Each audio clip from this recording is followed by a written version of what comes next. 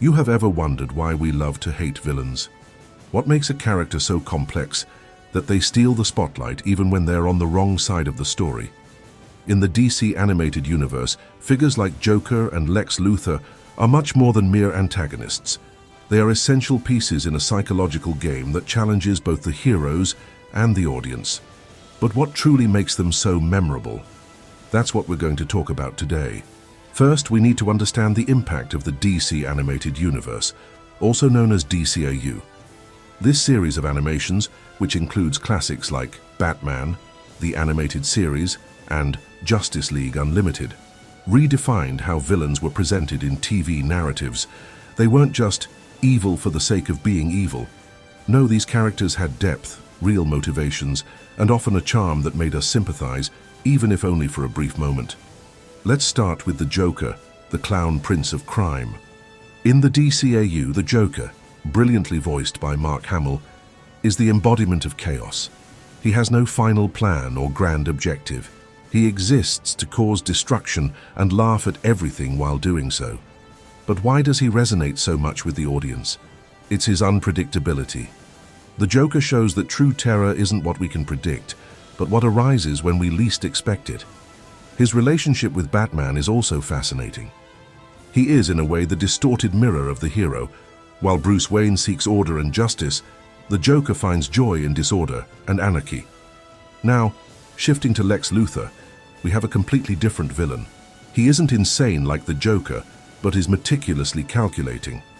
Luthor, especially in Superman, the animated series, is the epitome of corporate power. He is a man who believes humanity doesn't need gods or aliens like Superman.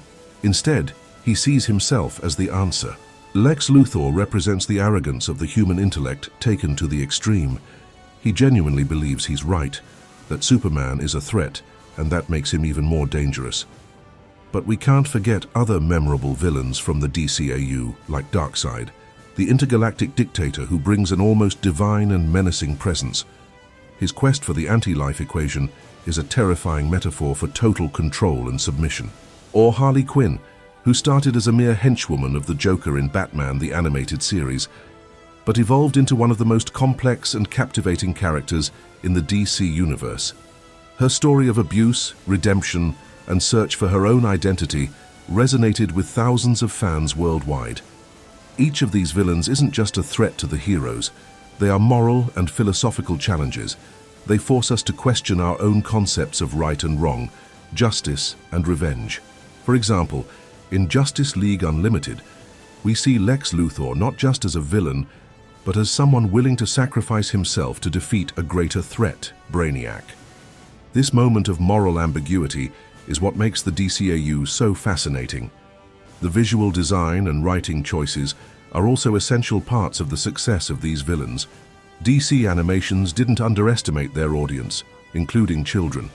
They presented mature themes, moral dilemmas, and real consequences. And the villains were at the center of it. A brilliant example of this is the Heart of Ice episode from Batman the animated series. It takes a relatively simple villain, Mr. Freeze, and transforms him into a gothic tragedy. His story of love and loss gave the audience a reason to sympathize with him, even as he wreaked havoc. And what about the interaction between heroes and villains? In the DCAU, villains aren't just enemies. They are reflections, counterparts, and sometimes the catalysts that push heroes out of their comfort zones. The relationship between Batman and the Joker is iconic, but we can also see this in other confrontations, like between Wonder Woman and Cersei, or Flash and Captain Cold. These battles aren't just physical but emotional and psychological as well. The legacy of these villains goes beyond the screens. They shaped the way we see antagonists in general. It's no longer enough for a villain to just be evil. They need a reason, a depth, and the DC animated universe showcased this masterfully. But in the end, what truly attracts us to these villains? It's their humanity. Even though they are distorted, they reflect our deepest fears, desires, and flaws. And this raises one final question. Could what we fear most about the DCAU villains be how much they resemble us?